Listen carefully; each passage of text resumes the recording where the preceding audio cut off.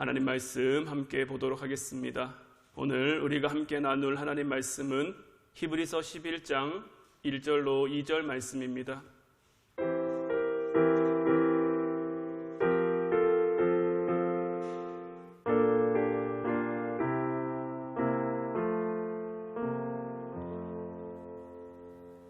오늘 말씀 제가 여러분들에게 봉독해 드리도록 하겠습니다. 믿음은 바라는 것들의 실상이요 보이지 않는 것들의 증거니 선진들이 이로써 증거를 얻었느니라. 아멘. 할렐루야. 오늘도 주님의 은혜와 주님의 사랑이 여러분들과 함께하기를 주님의 이름으로 축원해 드립니다. 우리 옆에 있는 분들과 인사 나누도록 하겠습니다. 더 사랑하겠습니다.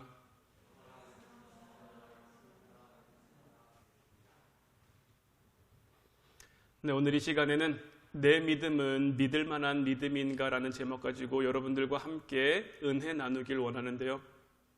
고린도전서 13장 13절 말씀이 올해 우리 교회의 표 말씀이죠. 옆에 이 현수막으로도 잘 되어 있는데 고린도전서 13장 13절 말씀이 뭐냐? 그런즉 믿음, 소망, 사랑 이 세 가지는 항상 있을 것인데 그 중에 제일은 사랑이라.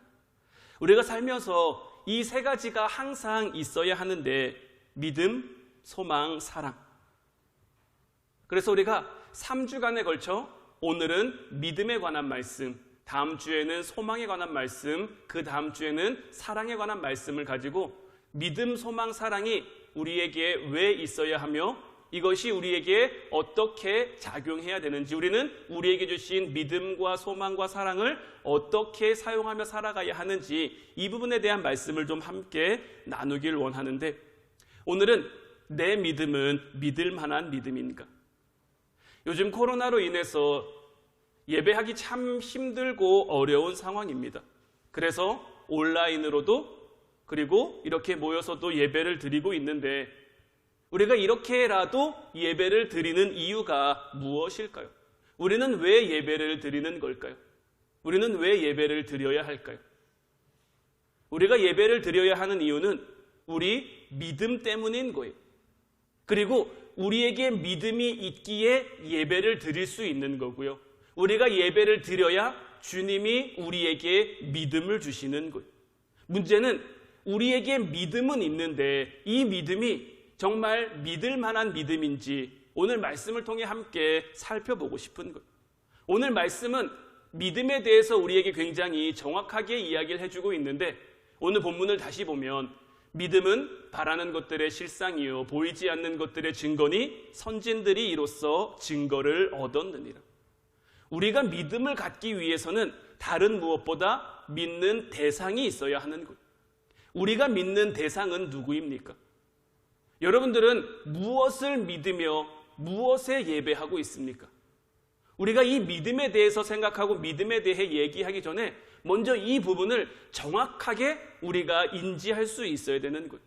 우리가 믿는 대상은 예수님이시죠. 우리가 예수님을 통해 하나님 앞에 나아가는 것이고 예수님을 통해 하나님 앞에 예배하는 것이고 예수님을 통해 하나님께 나아갈 수가 있는 거예요. 그리고 이 예수님을 믿는 이 믿음이 우리 안에 들어와서 우리의 삶 가운데 실제가 되면 이 삶을 통해 나타나는 증거들이 있는 거예요. 그래서 선진들이 이로써 증거를 얻었느니라. 우리보다 앞서간 믿음의 선배들도 예수님을 믿고 그 믿음의 증거를 얻었다라고 오늘 말씀은 우리들에게 이야기를 해주고 있는 거죠. 따라서 예수님을 믿는 이 믿음이 우리에게 중요한데 이게 결코 이 세상 가운데 쉽지가 않다라는 거예요. 왜냐하면 우리가 믿음을 가지고 예배를 드리고 믿음을 가지고 신앙생활을 하는데 이 믿음이 예수님을 믿는 건지 아니면 나를 믿는 건지 이 부분이 헷갈릴 때가 있는 거예요. 그리고 여기에서 문제가 생길 수밖에 없는 거예요.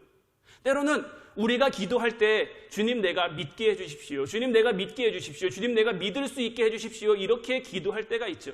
뭐 틀린 기도나 잘못된 기도는 아니에요. 그런데 자칫 잘못하면 이런 기도가 자기 최면이나 자기 확신을 위한 그런 기도가 될 수 있는 거예요.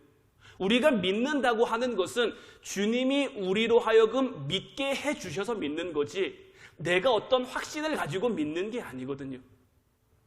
하나님이 천지를 창조하셨다. 이스라엘 백성들이 홍해를 건넜다. 저와 여러분들은 믿죠. 여러분들 다 믿으시죠?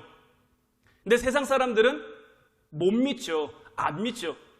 우리는 믿고 그들은 못 믿는 차이가 어디 있을까요? 사실 과학적으로 객관적인 증거나 이런 것들을 살펴볼 때 성경을 보면 말이 안 되는 것처럼 보이는 게 너무 많잖아요. 보리떡 5개와 물고기 2마리로 어떻게 5,000명이 먹습니까? 바다가 어떻게 갈라집니까? 반석에서 어떻게 물이 나옵니까? 죽은 나사로가 어떻게 다시 살아날 수 있습니까? 그냥 객관적인 사실로만 봤을 때는 절대 믿을 수 없는 것들이에요. 그러니까 세상 사람들은 못 믿는 거죠. 하지만 우리는 믿어요. 근데 이 믿음의 출처가 어디에서부터냐라는 거죠. 내게서 나온 믿음이 아니에요. 하나님이 우리에게 주신 믿음인 거예요. 하나님이 저와 여러분들로 하여금 믿을 수 있는 그 믿음을 주시니까 우리가 믿게 된 거고 그 믿음으로 이 땅을 살아가게 된 거예요. 따라서 우리는 이 믿음의 대상을 정확하게 바라볼 수 있어야 하는 거예요. 예수님께서 이 땅에 오셨을 때 예수님과 계속 부딪혔던 사람들이 있어요. 예수님과 늘 갈등 관계에 있었던 사람들이 있어요. 누구죠? 바리새인들, 서기관들, 종교 지도자들, 그 당대의 제사장들, 이런 사람들은 예수님과 계속해서 부딪혔어요. 그런데 바리새인, 서기관, 종교 지도자, 제사장들, 이 사람들이 어떤 사람들입니까? 그 시대에 소위 믿음 좋다고 말하는 사람들이었잖아요. 내가 하나님 제일 사랑해, 늘 그 자부심과 우월감을 가지고 사는 사람들이 바로 그 사람들이었단 말이에요. 성경 많이 보고 기도 많이 하고 헌신 많이 하고 봉사 많이 하고 구제 많이 하는 그러한 사람들이었는데, 그런데 어떻습니까? 이들에게 믿음의 대상은 누구죠? 이들에게 믿음의 대상은 예수님이 아닌 거예요. 그들의 종교 활동, 종교 생활, 내가 이룬 거예요. 내가 기도한 것이고 내가 하나님을 믿는 것이고 내가 봉사하고 내가 구제하고, 이 시작, 이 근본이 잘못된 거예요. 믿음의 대상이 잘못되니까 예수님은 그들의 자기 중심으로 보는 거에 대해서 질책을 하는 거예요. 너희들이 볼 수 있는 것, 영으로 볼 수 있는 것을 봐야 되는데 자기 눈에 좋은 것, 자기 마음에 좋은 것만 보고 싶어 하는 거죠. 저와 여러분들의 지금 믿음의 기준은 무엇입니까? 우리가 교회에 얼마나 열심히 나오고 있는지, 얼마나 예배 많이 드리고 있는지, 얼마나 기도 많이 하고 있는지, 얼마나 헌금 많이 하고 있는지, 내가 하나님 나라를 위해서 얼마나 애쓰고 있는지, 이런 것들이 내 믿음의 기준이 된다면 이것은 자칫 잘못하면 내가 예수님을 믿는 것이 아니라 바리새인들처럼 서기관들처럼 나를 믿는 것으로 변질될 수도 있다라는 거예요. 특히 나에게 지금 좀 믿음이 있는 것 같아라고 여겨질 때 우리는 특히 조심해야 되는 거예요. 저도 늘 회개하는 부분이 있는데 내가 했다고 자꾸 생각하는 그런 부분들이 있는 거예요. 사실 주님이 하셨다고 늘 생각합니다. 주님이 하신다고 늘 고백도 합니다. 제 마음이 틀리지 않아요. 거짓이 아니에요. 그럼에도 불구하고 문득 죄된 마음이 올라올 때가 있는 거죠. 이것이 저에게는 굉장히 큰 영적 싸움인 거예요. 왜 이게 잘 안 될까요? 왜 이게 힘들까요? 그 이유는 다른 게 있는 것이 아니라 우리가 총체적인 복음을 통해서 예수님을 믿어야 하는데 우리의 삶 가운데 총체적인 복음이 영향을 미치지 못하는 거예요. 총체적인 복음은 뭐냐면 우리가 예수님을 믿어요. 예수님을 믿는데 예수님을 믿는 것과 내가 먹고 사는 문제가 서로 다르다고 생각하는 거예요. 우리는 늘 주님의 죽으심과 주님의 부활, 이것을 중심에 두고 하나님 나라와 그리고 우리가 이 땅 가운데 살아가면서 신앙의 고백과 하나님의 능력을 하나로 합쳐진 그 삶을 살아갈 수 있어야 되는 거예요. 내 삶 따로 신앙 따로가 아니라 내 생활 따로 믿음 따로가 아니라 내 삶의 모든 부분, 내 삶의 전 영역에서 하나님의 능력, 하나님의 은혜, 예수 그리스도의 죽으심과 부활하심이 나타날 수 있어야 하는 거예요. 그런데 우리는 자꾸만 내 삶의 영역과 믿음의 영역을 구분짓는 거예요. 그러니까 믿음이 이상해질 수밖에 없는 거죠. 우리가 알아야 할 것은 예수님은 이렇게 말씀하셨어요. 마태복음 6장 30절 말씀을 보면 오늘 있다가 내일 아궁이에 던져지는 들풀도 하나님이 이렇게 입히시거든 하물며 너희일까 보냐 믿음이 작은 자들아. 마태복음 16장 8절을 통해서도 예수께서 아시고 이르시되 믿음이 작은 자들아 어찌 떡이 없으므로 서로 논의하느냐. 내 믿음이 정말 믿을 만한 믿음이 되기 위해서는 총체적인 복음이 우리 가운데서 역사할 수 있어야 되는 거예요. 우리 주님 분명히 말씀하시는 거예요. 오늘 있다가 내일이면 없어져요. 내일이면 아궁이에 던져지는 들풀도 하나님이 입히신단 말이에요. 우리 교회 옆으로 이렇게 돌아서 오는 길에 이 보도블록이 이렇게 있죠. 근데 그 틈을 풀들이 어쩜 그렇게 잘 올라오는지 모르겠어요. 수시로 뽑는데도 수시로 계속 올라와요. 그 생명력은 정말 이루 말할 수 없는 것 같아요. 그런데 이런 들풀들, 잡초들 누가 자라게 하십니까? 하나님이 자라게 하시는 거예요. 하나님이 그들을 입히시는 거예요. 하나님이 그들 가운데 역사하시는 거예요. 그런데 그런 것들을 바라보면서 우리를 바라보라고 하시는 거예요. 하나님이 이렇게 이 생명과도 함께 하시는데 더욱 귀히 사랑하시는 저와 여러분들에게는 이렇게 하지 않으시겠느냐? 우리를 입히시지 않겠느냐? 우리를 먹이시지 않겠느냐? 그러니까 우리의 삶 가운데 때로는 먹고 사는 문제가 우리에게 정말 큰 문제로 다가올 때가 있죠. 물질의 문제, 건강의 문제가 정말 우리의 삶을 흔들 정도로 큰 위기와 어려움으로 다가올 때가 있죠. 하지만 그때에도 그 들풀들을 입히시고 먹이시는 그 하나님을 내가 믿을 수 있다면, 그 믿음으로 주님을 바라볼 수 있다면 이 문제 가운데서도 먼저 하나님을 붙잡고 하나님을 바라볼 수 있다라는 거예요. 마태복음 16장 8절 말씀은 이제 그들이 오병이어의 기적 사건 앞에서 예수님은 사람들에게 떡을 주라고 하셨는데 떡이 어디 있습니까? 먹을 게 어디 있습니까? 그러니까 떡이 없으므로 서로 어떻게 해야 되지? 그들이 지금 누구와 함께 있습니까? 예수님과 함께 있잖아요. 예수님과 함께 있음에도 불구하고 그들은 당장 지금 그들에게 주어진 문제에 전전긍긍하고 있는 거예요. 그러니까 예수님께서 그들에게 말씀하시는 거예요. 믿음이 작은 자들아 어찌 떡이 없으므로 서로 논의하느냐. 이 말씀을 똑같이 우리들에게 적용하면 너희들에게 주어진 문제 앞에서 너희가 어찌 그렇게 염려하느냐, 너희들에게 주어진 어려움 앞에서 너희가 어찌 그리 염려하느냐, 어찌 그리 근심하느냐. 믿음이 작은 자들아, 우리를 향해서도 주님이 이렇게 말씀하신다라는 거죠. 내 믿음이 정말 믿을 만한 믿음이 될 수 있기를 주님의 이름으로 축원해 드립니다. 그래야 사도행전을 보면은 초대교회가 세워지고 초대교회가 출발하게 되는데 이 초대교회가 시작된 그 시작의 사건을 성전 미문 앞에 앉아있던 안진뱅이가 일어난 사건으로 보는 견해가 굉장히 많아요. 베드로와 요한이 성전에 기도하러 올라갔단 말이에요. 그런데 이 베드로와 요한이 성전에 처음 올라가는 날 이 안진뱅이를 본 게 아니에요. 이 안진뱅이는 늘 그곳에 앉아있는 사람이에요. 그곳에서 이제 먹을 것을 구걸하고 돈을 구걸하기 때문에 늘 그곳에 있어요. 베드로와 요한도 그곳을 지나다니면서 그를 봤을 거예요. 마음은 아팠겠죠. 하지만 자기가 할 수 있는 게 없다라고 생각했을 거예요. 그런데 어느 날 하나님이 그 마음에 감동을 주신 거죠. 그리고 이 안진뱅이에게 선포하게 한 거죠. 은과 금은 내게 없거니와 내게 있는 이것을 내게 주노니 나사렛 예수 그리스도의 이름으로 일어나 걸으라. 그러자 그가 일어나 걷기도 하고 뛰기도 하면서 찬양을 했다고 말씀은 기록하고 있어요. 그런데 우리가 여기서 주목해야 될 부분은 뭐냐면 이 안진뱅이가 일어난 것도 대단한 일이에요. 안진뱅이가 걷게 되고 뛰게 된 것도 정말 위대한 기적이죠. 하지만 우리가 여기서 더 주목해야 될 것은 뭐냐면 그 안진뱅이에게 일어나 걸으라고 말할 수 있는 그 베드로의 믿음인 거죠.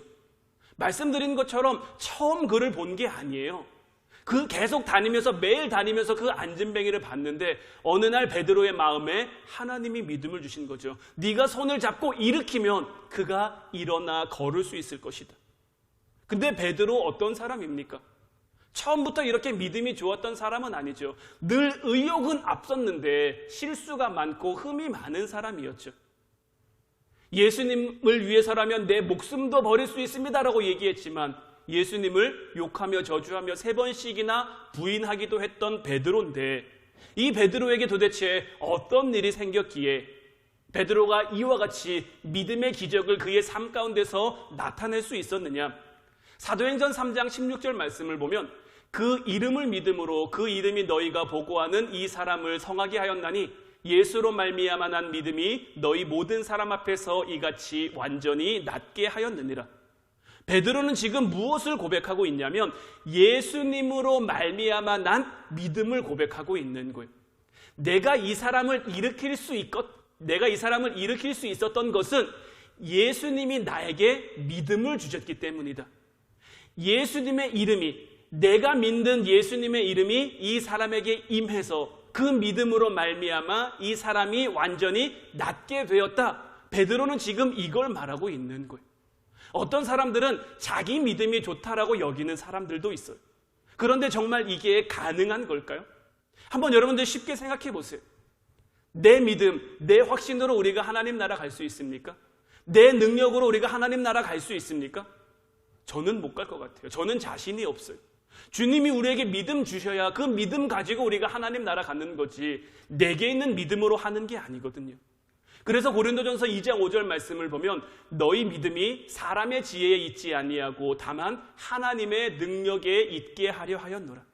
우리의 믿음은 자랑할 만한 게 아니에요. 우리의 믿음은 금방 꺾여요. 금방 무너져요. 하나님의 능력을 우리의 삶 가운데 보여주심으로 우리가 계속 믿을 수 있게, 그러기 위해 끝없이 간구하고 끝없이 하나님 앞에 기도할 수 있어야 되는 거예요. 내가 믿음 생활을 잘하게 되는 것은 주님이 나와 함께 하시며 주님이 나와 동행하시기 때문이다. 따라서 우리는 겸손해야 하는 거예요. 이스라엘 백성들이 광야의 40년 여정을 걷게 된 이유가 어디에 있습니까? 그들은 목이 곧은 민족이라고 하나님이 말씀하셨거든요. 하나님 앞에 겸손해야 되는데 힘들고 어려우면 하나님 앞에 쪼르르 나왔다가 조금 괜찮아지면 다시 목이 뻣뻣해져서 조금 힘들면 또 원망하고 불평하고, 그래서 40년이라는 기간 동안 하나님께서는 그들을 낮추신 거예요. 힘들 때 하나님 바라볼 수 있도록, 어려울 때 하나님 바라볼 수 있도록 그들의 삶을, 그들의 마음을 겸손하게 만들어준 거죠. 여러분들 혹시 볼펜을 세워보신 적 있으십니까? 저렇게 거꾸로? 되게 쉽지 않더라고요. 저도 어제 한 30분을 시도해서 한 번 정도 성공한 것 같아요. 여러분들도 혹시 정말 할 일 없고 시간 있으실 때 한 번쯤 해보세요. 결코 쉽지 않아요. 그리고 작은 흔들림에도 금방 넘어지고 말아요. 제가 저 그림, 저 사진을 여러분들에게 왜 보여드리냐면 우리의 삶 가운데 우리에게 어떤 문제가 생기고 어려움이 생겼을 때 내 힘으로 이것을 세울 수도 있어요. 정말 노력하고 정말 애쓰면 세울 수도 있어요. 그런데 문제는 뭐예요? 작은 흔들림, 작은 위기에도 다시 금방 넘어질 수밖에 없는 거예요. 많은 목사님들이 저 볼펜 세우기에 대한 예화를 하시면서 같이 하시는 말씀이 뭐냐? 저 볼펜을 누가 붙잡고 있느냐? 볼펜을 단순히 세워만 놓으면 쉽게 쓰러질 수밖에 없지만 그냥 어떤 사람이 이렇게 볼펜을 잡고 세우고 있으면 이 잡고 있는 손이 놓아지기까지는 쓰러지지 않는 거예요. 마찬가지로 우리의 삶, 우리가 세워가기에는 너무 힘들고 너무 어렵죠. 작은 환경적인 어려움과 작은 요인들에도 쉽게 넘어질 수밖에 없어요. 하지만 우리의 삶을 하나님이 붙들고 계시면, 하나님이 우리의 삶을 놓으실 때까지는 우리는 결코 쓰러지지 않는 거예요. 아무리 바람이 거세게 몰려와도, 아무리 책상이 흔들리고 요동해도 하나님이 붙잡고 있는 손을 놓지 않으면, 그런데 하나님이 우리를 놓으실까요? 안 놓으실까요? 우리의 삶 가운데 놓으실 거라고 생각하면 불안하겠죠. 우리 하나님께서 우리의 삶을 안 잡아주실 거라고 생각하면 염려가 되겠죠. 하지만 내가 확실하게 하나님의 이 잡으시는 손이 나를 놓지 않을 거라는 확신이 있으면 우리는 두려워할 이유가 없는 것이고 염려할 필요가 없는 거죠. 베드로는 굉장히 실수가 많은 사람이었지만 오순절 성민 강림 사건 이후로 완전히 달라졌어요. 그러면 베드로는 어떻게 성령을 받을 수 있었습니까? 베드로가 마술사 시몬을 만난 장면에서 자기가 성령 받은 것을 고백하는데, 이 마술사 시몬은 베드로에게 임한 성령을 돈으로 사고 싶어 했어요. 근데 이때 베드로가 이 마술사 시몬에게 무엇이라고 말하냐면 사도행전 8장 21절로 22절 말씀을 보면 하나님 앞에서 내 마음이 바르지 못하니 이 도에는 내가 관계도 없고 분깃될 것도 없느니라. 그러므로 너의 이 악함을 회개하고 주께 기도하라. 혹 마음에 품은 것을 사하여 주시리라. 하나님의 성령을 받기 위해서는 무엇이 중요하냐? 내 마음의 중심이 중요하다라는 거예요. 우리에게 하나님의 성령이 왜 있어야 하는지, 하나님의 성령이 왜 우리와 함께 해야 되는지 그것을 바라보는 내 마음의 중심이 중요하다라는 거예요. 내가 잘 되기 위해, 내 욕심을 이루기 위해 하나님의 성령이 필요합니다.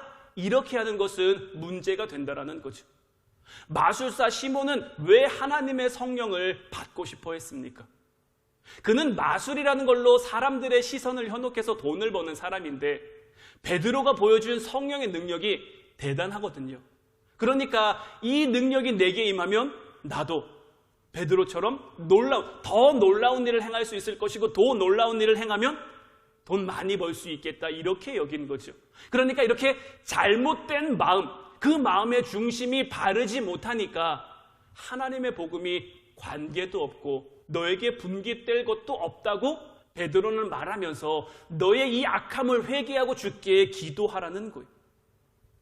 이런 사람이 기도하면, 마술사 시몬과 같은 사람이 기도하면 그 안에는 자기 염려, 자기 걱정, 자기 근심만 가득할 수밖에 없는 거예요. 왜냐하면 자기 육신의 안위를 위해서만 기도하니까요. 내 건강을 위해, 내 돈을 위해, 내 가정을 위해, 내 자녀를 위해.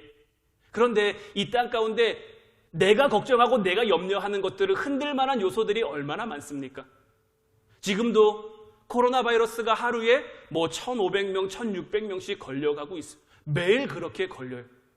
저도 주변에 코로나 확진 받는 사람들이 얼마 전까지는 없었는데요. 이제 들어서는 한둘씩 생겨나고 있어요. SNS나 이런 것들로 이렇게 소식을 서로 이렇게 나누다 보면 코로나에 걸려서 아니면 확진자랑 밀 접촉을 해서 2주 자가격리를 하는 사람들이 생겨나고 있거든요. 이런 걸 보면 정말 코로나 바이러스가 정말 우리 삶 정말 가까이에 와 있는 것 같아요. 코로나 바이러스 어떻게 하면 안 걸릴 수 있을까요? 우리가 아무리 걱정하고 아무리 염려해도 이 바이러스로부터 우리 자신을 지킬 수가 없어요. 지금은 더더군다나 백신 맞았는데도 걸리는 사람들이 생겨나고 있죠. 염려하기 시작하면 끝이 없어요. 걱정하기 시작하면 한도 끝도 없어요. 하루 종일 해도 모자랄 수밖에 없는 거예요. 하지만 이 내 삶의 걱정, 내 삶의 근심에서 이 범주를 조금 더 넓히는 거예요. 내 삶을 누가 붙들고 계시죠? 하나님이 붙들고 계신 거예요. 내가 이것을 믿을 수 있으면, 내가 이것을 믿기만 하면 내 삶 가운데 내가 하나님 믿는다고 코로나 안 걸린다 이런 건 아니에요. 하나님 믿어도 코로나 걸릴 수도 있죠. 하나님 믿어도 어려움이 우리의 삶 가운데 올 수도 있죠. 하지만 그런 어려움이 내 삶을 넘어뜨릴 수는 있습니까? 없습니까? 내 삶을 넘어뜨릴 수는 없는 거예요. 왜냐하면 하나님이 내 삶을 붙들고 계시니까. 그래서 우리는 이 믿음을 가져야 되는 것이고, 이 믿음이 정말 믿을 만한 때에, 내 삶이 평탄하고 내 삶에 아무런 문제가 없을 때 내 믿음은 늘 괜찮은 것 같아요. 늘 문제가 없는 것 같아요. 근데 내 믿음이 정말 필요한 때는 언제입니까? 내 삶에 문제가 생겼을 때, 내 삶에 어려움이 생겼을 때 나는 가장 먼저 무엇을 보고 있는가? 나는 가장 먼저 무엇을 붙들고 있는가? 이것이 내 믿음의 척도를 결정할 수 있는 부분인데, 그런 삶 가운데 내가 하나님이 내 삶을 붙들고 있다는 것을 내가 확신하며 살아간다면 이 마술사 시몬과 같은 마음으로 내 삶을 바라보는 것이 아니라 베드로와 같은 마음으로 우리가 바라볼 수 있어야 하는 거죠. 우리가 지금 예배를 드리고 있어요. 우리가 예배를 드리고 있는데 우리 옆에 있는 분들 한번 보세요. 내 믿음과 옆에 있는 사람의 믿음이 같은 믿음일까요? 내 믿음과 옆에 있는 분들의 믿음이 똑같은 믿음일까요? 성경은 우리에게 무엇을 말하고 있느냐? 큰 믿음이 있고 작은 믿음이 있다고 말하고 있어요. 마태복음 14장 31절 말씀을 보면 예수께서 즉시 손을 내밀어 그를 붙잡으며 이르시되 믿음이 작은 자여 왜 의심하였느냐 하시고, 마태복음 15장 28절에는 이에 예수께서 대답하여 이르시되 여자여 내 믿음이 크도다 내 소원대로 되리라 하시니 그때로부터 그의 딸이 나으니라. 위의 말씀은 예수님께서 무리를 걸어 제자들에게 오실 때 베드로가 예수님처럼 물 위를 걷고 싶었어요. 예수님, 나로 하여금 명하여 그곳에 오게 하십시오. 예수님이 와라. 그래서 베드로가 물 위로 정말 거침없이 뛰어드는 것까지는 좋았어요. 그런데 파도가 그를 향해 오는 것을 보고 그 마음에 두려움이 일었고, 그 마음에 두려움이 일으니까 물 아래로 가라앉을 수밖에 없었거든요. 그러니까 예수님께서 손을 내밀어 그를 건지시며 말씀하시는 거예요. 믿음이 작은 자요. 밑에 말씀은 수로보니게 여인을 향한 말씀이에요. 수로보니게 여인이 내 딸이 아픕니다. 고쳐주십시오. 그러니까 예수님께서 이 수로보니게 여인을 향해 뭐라고 말씀하십니까? 이 여인을 개로 취급하시거든요. 그러니까 이 여인이 개도 주인의 상에서 떨어진 부스러기를 먹습니다. 그러니까 예수님께서 이 여인을 향해 내 믿음이 크도다, 내 소원대로 되리라. 적은 믿음, 큰 믿음을 성경은 우리들에게, 예수님은 우리들에게 분명히 말하고 있는 거예요. 따라서 우리는 우리의 믿음이 커지도록 애쓰고 노력하는 삶을 살아야 되는 거예요. 그래야 우리의 믿음이 믿을만해질 수 있는 거예요. 우리 믿음의 시작은 주님이 주시는 거지만, 주님으로부터 시작된 믿음이지만, 우리에게 주어진 이 믿음을 키우고 성장시키는 것은 오롯이 우리들에게 맡겨진 거예요. 성경을 보면 달란트의 비유가 나오죠. 5달란트 받은 사람, 2달란트 받은 사람, 1달란트 받은 사람. 만약에 이것을 우리가 믿음으로 비유해 본다면 5달란트의 믿음, 2달란트의 믿음, 1달란트의 믿음이라고 할 수 있는데, 5달란트의 믿음을 받은 사람은 그 믿음을 키우고 믿음을 늘려서 5달란트만큼의 믿음을 더 늘린 거예요. 2달란트도 마찬가지죠. 근데 1달란트 받은 사람은 주님이 분명 그에게 믿음을 주셨어요. 다른 사람 보기에는 적은 믿음이라고 생각할 수도 있지만, 부족한 믿음이라고 생각할 수도 있지만, 그 사람에게 필요한 분량대로 하나님은 믿음을 주셨고, 근데 그는 그 믿음을 그냥 땅에 숨겨놓은 거예요. 땅에 묻어놓은 거예요. 써야 할 때 쓰지 못한 거예요. 그러니까 주님께서 그를 책망하시죠. 주님은 우리에게 말씀하십니다. 너에게 겨자씨 한 알만큼 만한 그 작은 믿음이 있어도 이 산더러 저 바다에 던지우라고 하면 그대로 될 건데, 우리의 믿음이 부족해서, 우리의 믿음이 작아서. 이제 우리는 주님이 우리에게 믿음 주셨음을 우리가 믿는다면 그 믿음을 키우기 위해, 그 믿음을 넓히기 위해 노력해야 되는 거예요. 그런데 여기서 제일 문제되는 것은 뭐냐? 하나님이 우리를 만드실 때 우리에게 자유의지라는 것을 주셨다라는 거예요. 특히 믿음에 대해서는 우리 뜻대로 결정할 수 있게 하신 거예요. 우리가 믿을 대상은 예수님 뿐이신데, 예수님만이 정답이고 예수님만이 길이고 진리고 생명이신데, 천하의 어떤 이름으로도 우리가 구원받을 만한 다른 이름을 주신 적이 없는데, 이 예수님을 믿는 존재가 바로 나인 거죠. 그리고 내가 어떤 결정을 하느냐에 따라서 우리의 믿음이 자랄 수도 있는 거예요. 여러분들에게 어려운 일이 생겼어요. 그 어려운 일이 생겼을 때 나는 선택할 수 있는 거예요. 예수님을 붙잡을 건지 다른 걸 붙잡을 건지, 예수님을 바라볼 건지 다른 걸 바라볼 건지 내가 선택할 수 있는 거예요. 어떤 상황 속에서도 내가 예수님만을 바라보기 위해 시작하고 연습하고 노력하면 내 믿음이 커질 것이고, 예수님을 바라봐야 되는데 예수님을 바라보지 못하면 내 믿음은 점점 약해질 수밖에 없는 거죠. 우리가 우리 마음으로 결단하며 나아갈 수 있어야 되는 거예요. 우리가 주님 앞에 마음으로 결단하고 나아가기 위해서 우리에게 필요한 것은 뭐냐? 하나님의 마음을 이해하는 거예요. 우리를 향한 하나님의 마음을 이해해야 되는 거예요. 어려서는 부모님의 마음을 잘 모를 때가 많죠. 요즘 저희 집에 서윤이도 그렇고 요엘이도 그렇고 세아도 그렇고 어디 나가지를 못하니까 집에만 있어요. 집에만 있으면서 에너지가 좀 이렇게 발산돼야 되는데 그게 잘 안 되니까 자꾸 싸워요. 자꾸 부딪혀요. 서로 노는 영역이 다르고 뭘 좋아하는지를 다르고, 하다못해 TV 하나를 봐도 서로 보고 싶은 채널들이 다르니까 자꾸 싸워요. 그러면 저는 뭐 하나를 선택해 줄 수밖에 없거든요. 예를 들어 3명이 TV를 보고 있는데 3명이 보고 싶은 채널이 달라요. 그러면 다 못 보게 하든지 다 좋아할 만한 것을 찾아줘야 되는데, 이 3사람의 취향이 다르니까 다 좋아할 만한 것을 찾아줄 수가 없어요. 그러면 제 나름대로 순서를 정해놓고 그 순서대로 이렇게 그들의 들어주는데, 제가 들어준 아이는 아빠가 자기 말 들어줬으니까 좋겠죠. 근데 자기 말 들어주지 않은 두 자녀는 마음에 속상하겠죠. 근데 아직 어려서 아빠가 왜 그러는지 이해를 잘 못하죠. 그런데 이게 조금씩 커가면 저도 이제 제 나이쯤 돼 와서 보니까 부모님이 저를 키울 때 많이 힘들었겠다, 많이 어려웠겠다, 많이 참 속상했겠다 이런 마음이 들거든요. 제가 성장해 보니까 그런 것들이 보이더라고요. 어렸을 땐 잘 모르죠. 하나님이 왜 우리에게 하셨는지. 우리의 믿음이 약하고 우리에게 믿음이 작으면 하나님이 왜 우리에게 시련을 주시는지, 왜 우리에게 어려움을 주시는지 잘 이해하지 못할 때가 있어요. 그냥 속상할 때가 있어요. 하지만 우리가 하나님의 마음을 이해하기 시작하면 우리에게 왜 이런 어려움을 주셨을지, 이 어려움을 통해 우리를 어떻게 하시고자 하는지 이걸 이해하기 시작하면 우리의 믿음은 자랄 수밖에 없는 거죠. 지금 힘든 상황이지만 이 힘든 상황 속에서 아버지 하나님이 나를 미워하는 게 아니라 나를 키우시는구나, 성장시키시는구나, 성숙하게 하시는구나.